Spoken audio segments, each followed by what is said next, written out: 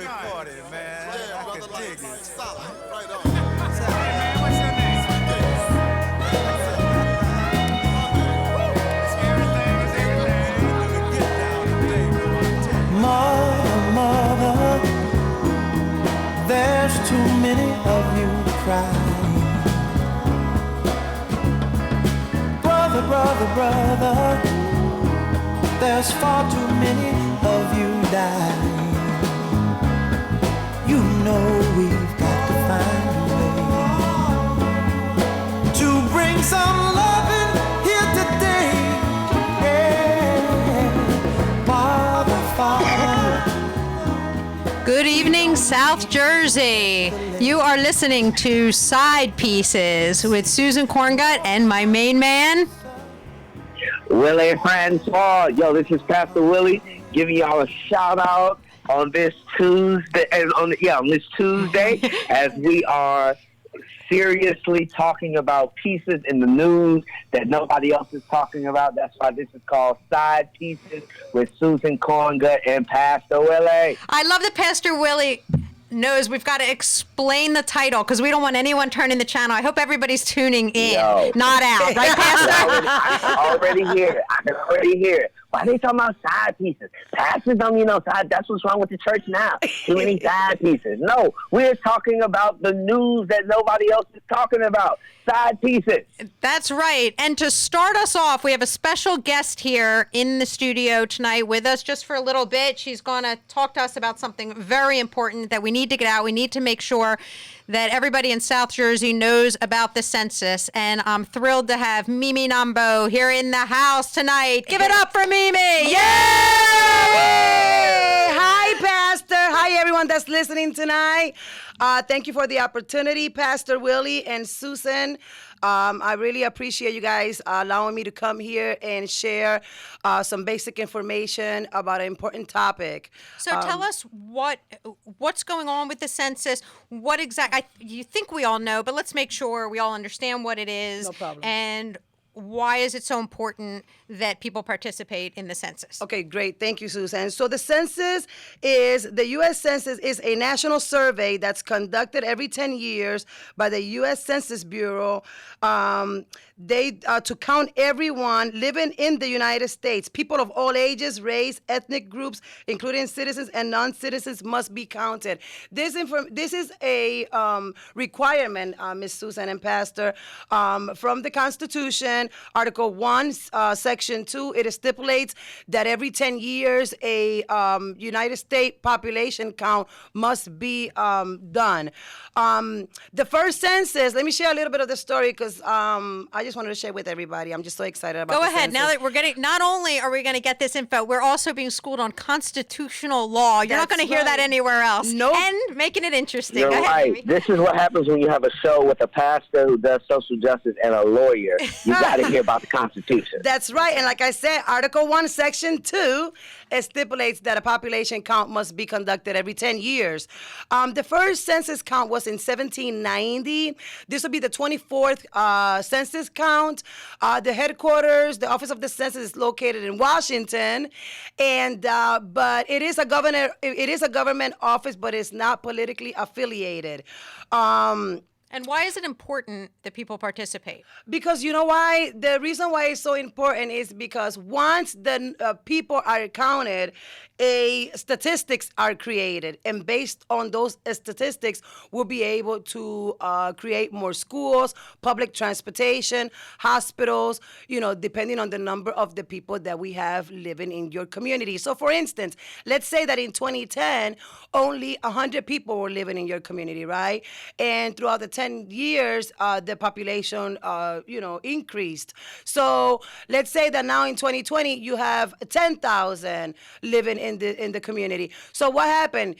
You probably had 2 schools, right? So now that you have 10,000, you're going to probably need more public school, more public transportation, a couple of hospitals, I would assume, with 10,000 people. So we encourage everyone. The reason for that I'm here today, not only that I want to encourage everyone in the whole world to complete the census form, but I really want to focus on the Atlantic County, Atlantic City area.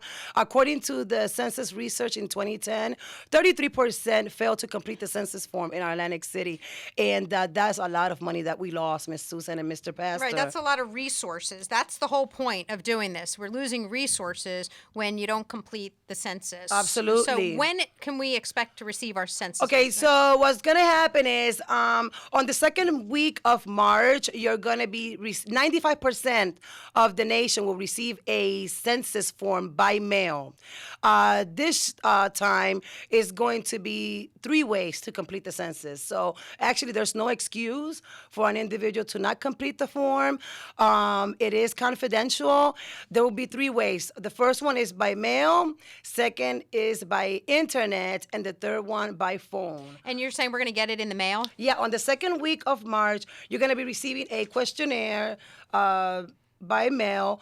And if you do not complete the census questionnaire that you receive on the mail by April 1st, after April, for like a little after, a week after April 1st, you're going to have someone knocking on your door, which will be an enumerator that were hired through the census. Please make sure that the person identifies themselves before completing or providing any information. Will they have a badge? Yes, they will. They will have a badge, a picture. It will say United States Census Bureau enumerator, and their name and their picture. Now you're having a meeting, right, about yes, this? Yep. I'm having a community, yes. So I am the chairperson of the Atlantic City Census Count Committee. I am the face of census in Atlantic City.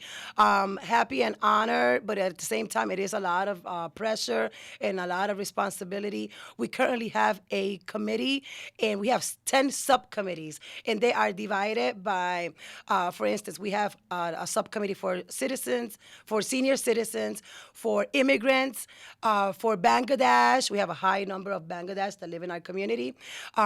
Asians, Chinese Association is also working with us, small businesses, nonprofits, children. So we broke down the committees into subcommittees, and together we came up with the idea as to why not do a community census meeting. So on February 27th, at City Hall in Atlantic City, located at 1301 Baccarat Boulevard, 08401, on the second floor in the city council chambers, there will be a community census meeting conducted. The meeting will consist of an individual that is certified through the census. They will be doing a presentation to educate us all about the importance of the census, how can you get involved, and why should you not feel any type of fear on completing the form. I was just going to say, now people experience fear, right? There are people who don't want to fill it out because they're scared, and especially what's going on in the world today, in our country today, I don't blame them. So tell us why they shouldn't be fearful. You know what? Well, like about 6 months ago, as you guys know, the current administration were trying to implement the "Are you a U.S. citizen?" in the census survey, and it went through the courts, and it was dismissed. The current administration did not win. That question was removed from the census form. That question will not be asked, so you do not have to be feared. Because again, please keep in mind that the reason why you're completing the census is to build, it helps build on a statistic so that we know what we need in our community. Is it anonymous? And put more money and resources into our communities, which, according to the stats that you gave us when you opened up, we received 33% less of what we should have received if everyone had done the census form. Absolutely. And you know what? One of the sad part, Pastor, is that the 33%, it was a high percentage, the immigrant community failed to complete that form. And guess what? 4 out of 5 children are not being counted in these forms. So we need to also encourage the parents, if your baby's not walking, if your baby's not talking, still put the child on the census form. It is so important. Individuals are probably thinking that they have to be a certain age before they could add them on the census form. No. If your child is living, no matter what age, what month, you have to add them on the census form. Anyone that was living in your house on April 1st. So just to be clear, this is anonymous. So when you fill it out, it is anonymous. And you should go to the meeting. Again, let's plug this meeting. It's Yes. Thursday, February 27th at 5 o'clock at City Hall, second floor, 1301 Bacharach Boulevard. And for those of you who are on the fence about it, light refreshments will be served. That's right. You know, you can't get, listen, you can't get a meeting jumping if you don't have none to drink. So light refreshments will be served. We really encourage everyone. And again, Pastor and Susan, from the bottom of my heart and on behalf of the city and the Census Count Committee, we want to thank you guys so much for giving us the opportunity to share with the community the importance of the census. Please join us at our community meeting on Thursday, February 27. There will be a certified individual teaching us more. We will also be doing a little video encouraging individuals to please complete the census. We have a census challenge. Pastor, you have to do a video and tell us how you're going to complete your census form. So we have a Atlantic City Census Challenge. I've never seen a camera I did not like. I would love to do a video to get people to this census meeting and then to get people to fill out the census. So that's like a double love right there. I get to be on camera and I get to get people counted so that we can get more public resources into Atlantic County. I'm for it. I am all for it. And you know what? Just to share with everyone a fun fact, National Census Day is April 1st. So National Census Day is April 1st. The city of Atlantic City is currently in the implementation of organizing a big event on April 1st. I will let the mayor's office and City Hall speak more about that event, but just save the date for April 1st at Atlantic City Hall from 10 to 2, and more details will be announced in the city with the mayor's office. The mayor's office have been working very closely. We've been working very closely, not only with the mayor's office that picked me as the chairperson, but also with the city of Pleasantville and Atlantic County. We're all working together to make sure that everyone is counted. Mimi, they couldn't have picked a better representative to come to the open community meeting Thursday, February 27th, 5 o'clock, City Hall. That's 1301 Bacharach Boulevard. Go to the second floor. You'll meet Mimi Nambo. Thank you so much for coming by. Thank and you. we so appreciate it. And we'll make sure everybody fills out their census, because if not, you personally come to the door. You know I will. And torture them. You know what my mom said? If you can't get through the door, you better climb through the window. Complete the census form. I love you, Thank Mimi you. Nambo. I love you. By any means necessary. Bye. By Take any care. means Thank you. necessary. All right. Thank you. Thanks for coming. Bye-bye. So, Pastor, I don't know if people know or not. What's up, So, how are you? Did you have a good week, Pastor? I have had a good week. Yeah, how about you? Yes. So, I Wait, guess so. You Productive. You hesitated, though. Like, did you have a good week or did you not have a good week? This is not the space.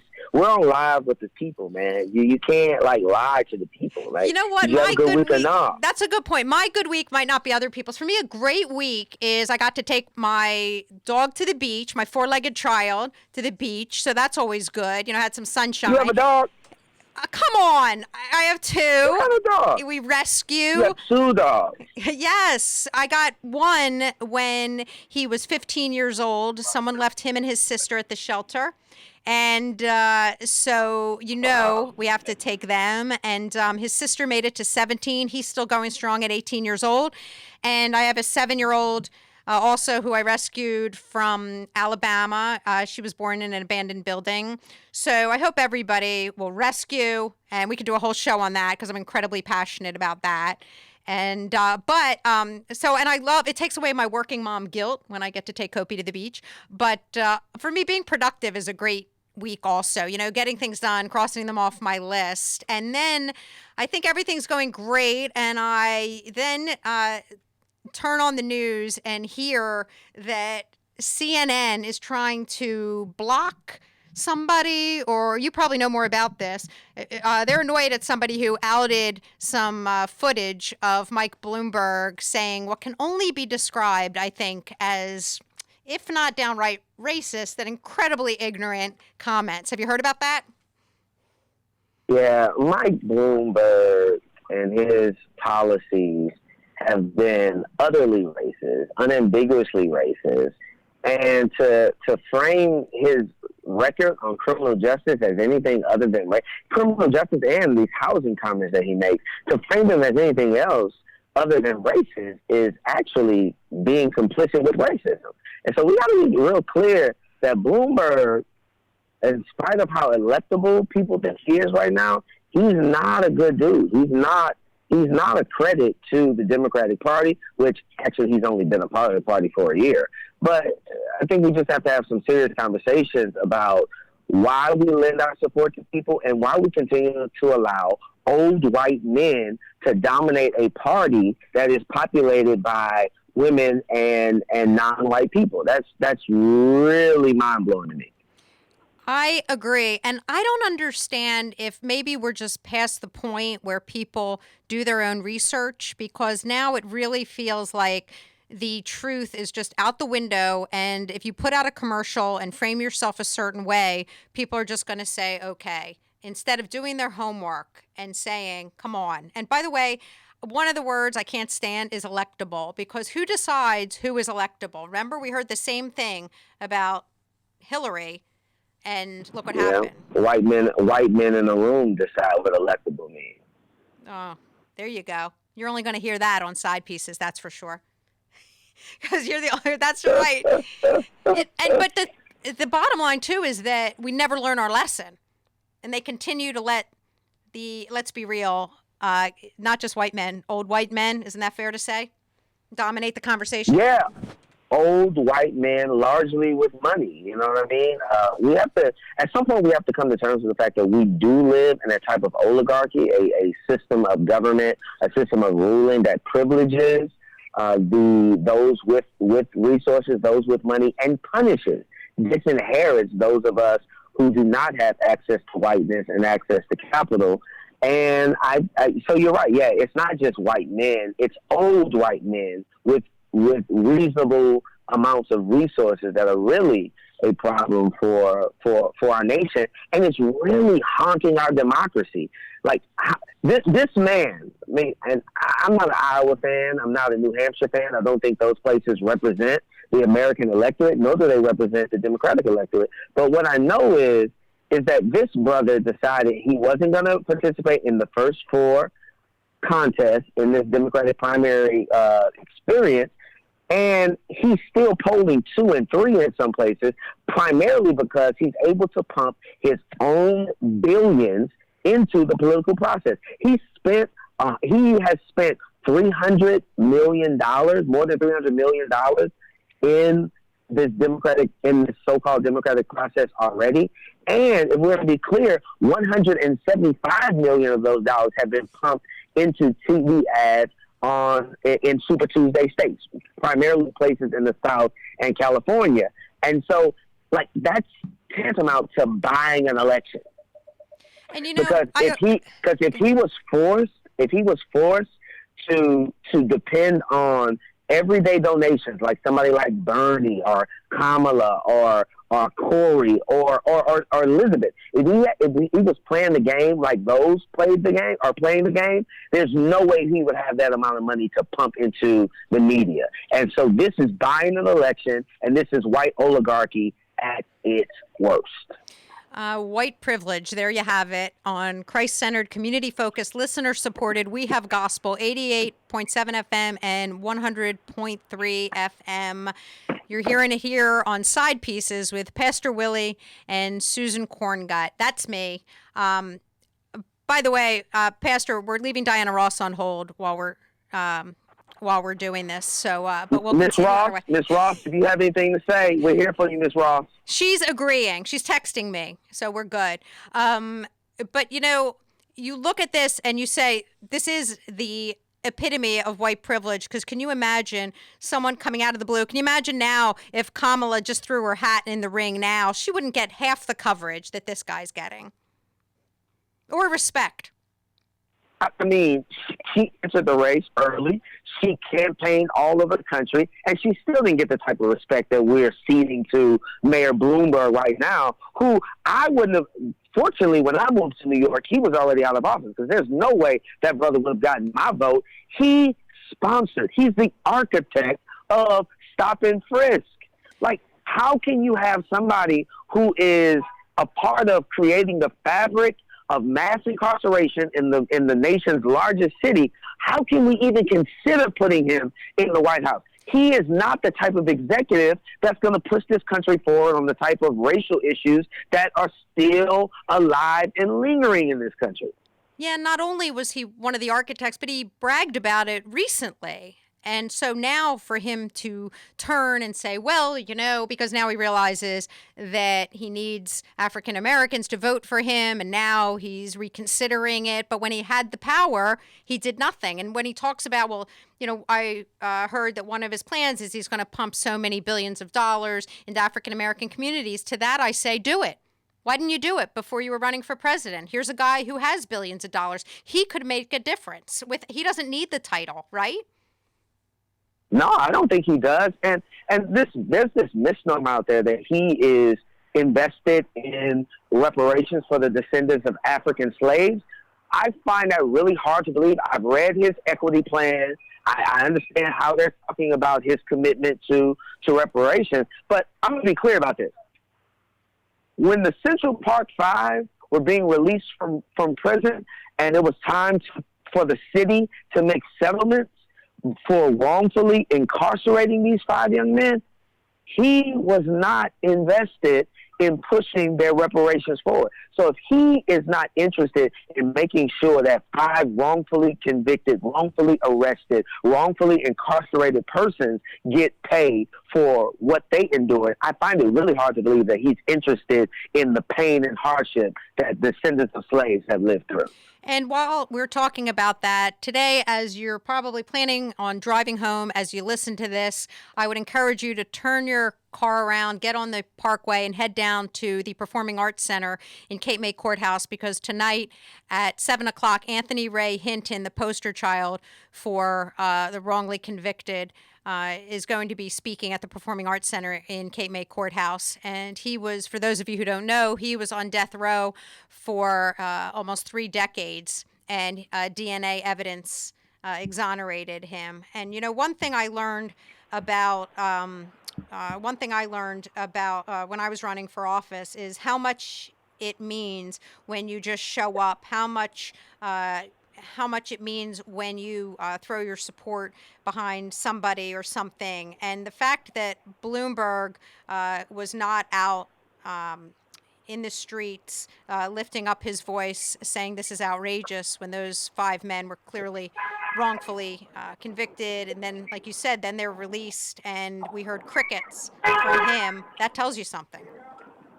That tells you where his heart really is, because it's how are people behaving. That's all I need to know. Right? I don't need to know anything else. It's how are people behaving when they're not running. I've seen the psychological terror of stop and frisk. I've seen how communities have been treated as a result of his policy. And, I think we need to put his record on the table and live with it. Yeah, let's ask Kalief Browder. I wish we could, but Kalief is currently now living in sainted memory. For those of you who don't know, because of those same practices. Kalief Browder was in jail, in Rikers jail, for an offense he did not commit, simply because he could not afford to pay bail. And because he could not afford to pay $800 in bail, hear this, he couldn't afford to pay $800 in bail. He spent 3 years in jail for a crime he did not commit, where he was beaten, tortured, abused, harassed. And now, and these are the types of policies that Mayor Bloomberg presided over, right? And just to be clear, just so if there's anybody out there who doesn't know, and then the cherry on top was, in light of all the as a result of all the damage that he suffered as a result of these policies, they have real world impact. This man took his own life.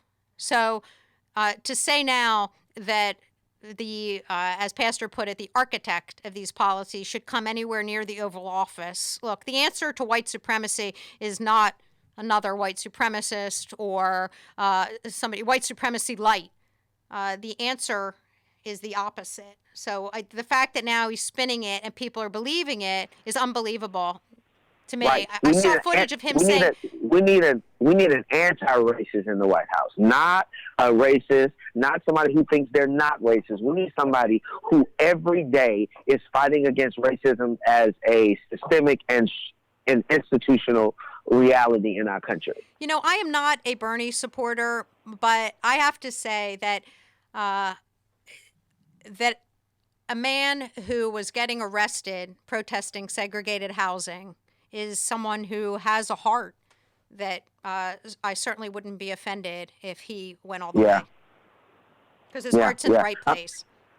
You know, as Willie Francois, a U.S. citizen, and now that Senator Booker is no longer in the race, you know, I'm a Liz Warren fan. You know, I'm really a Liz Warren fan, but I would just have a really, really tough time having to vote for somebody like Bloomberg if he won the nomination. I would have a really tough time. Me too. And unfortunately, we're not going to be able to have a good discussion as it gets closer because you and I are on the same side. So we're not going to be able to disagree and make it more interesting for the people because I think Elizabeth Warren would be great. And I think there's a great example also of how a woman with great policy ideas and plans to back them up is getting pushed to the side by the patriarchy. Facts, no question about it. No question about it. Yeah, I mean, she's definitely not getting the respect she deserves. She's not getting the attention that she deserves. So it's going to be interesting to see how it plays out. And oh, hey, what do you hear on Deval Patrick? Have you heard that he was going to run? No, Deval Patrick suspended his campaign last week. He did, you know, he was in for about 2 months. Right around the time that Bloomberg hopped into the race, but now he suspended his campaign after the performance in New Hampshire. Oh, okay, yeah. I really liked him. I read his book called A Reason to Believe, and it was pretty inspiring. And Yeah. but same Yeah, thing. he really you know, is. if he had gotten an earlier jump, but you know, maybe next time. So. Yeah, possibly. Yeah, but I think Kamala got out I don't want to say too early because I don't think she had a path to victory, but I liked her when she was in. Good job, man. But I think I have a lawyer bias also. I think I have a Yeah, I mean, I have a lawyer bias. You know, I liked Kamala. but to your point, for everybody that was berating Kamala because of her criminal justice track record as prosecutor in California, I find it really, really duplicitous and hypocritical that now we can celebrate and we can support a Mayor Bloomberg who has the kind of record that he has, but we can't support somebody like Kamala who also had an equally bad record, but one record shouldn't be overlooked simply because they're white and rich. That's my point. I was not a fan of Kamala's track record as AG of California, but you know what?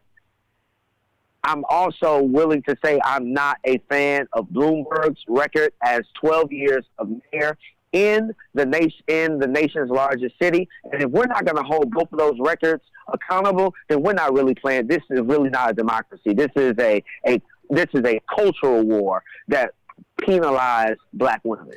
Well, I think, yeah, the fact that Kamala's record got thrown out there and dissected under the microscope. The truth is, speaking of, as I said, I read Governor Patrick's book. I also had read Kamala's book called The Truths We Hold. And I think she tried to do what she could, and she often fell short. And I think that people are held to a different standard when they don't hold the white male privilege.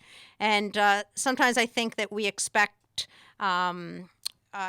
maybe we can expect too much of our officials. I do think her heart was in the right place, and I think she did some good things while she was there. I know she had some problematic issues come up, and so I understand. And but like you said, nothing compared to Bloomberg and what he's done. And the fact that, I mean, he has literally said things like, we need to stop minorities more. And the problem is we shouldn't stop, we should stop white people we are stopping white people too much. So like you said, the architect of the stop and frisk policy, we could talk about it all day, but I'm getting the sign. We could. I'm getting the sign that we need to end on a lighter note. So I need to know, A lighter note, Susan, why didn't you wear pants today? Thank you for that. I would like to assure the viewing public, not only am I wearing pants, I'm wearing 2 pairs of pants. And if you were in the studio, wow. you would know that, Pastor. That's true. But you know who knows that? So I'm in Washington, D.C., so I don't even know what you're wearing. You know who knows that? Diana Ross knows that because she is texting Mrs. Ross is me. She's around. texting me that she's outside, and I just said I'm gonna have to cut this short. And you go, and I know you have a service, Pastor Willie. You go knock them dead like you always do. And for everybody who took this time with us, I thank you. I hope I'll see you later at Anthony Ray Hitton's event in Cape May Courthouse. And remember to participate in the census. And we thank Mimi Nambo. And we thank all of you who joined us here this evening on Side Pieces with Pastor Willie and Susan Korngut. Peace out, everybody.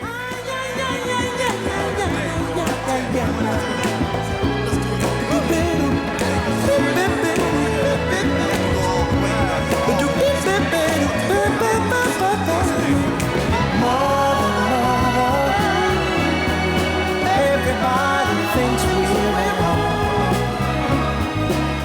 Oh, but who are they to judge us?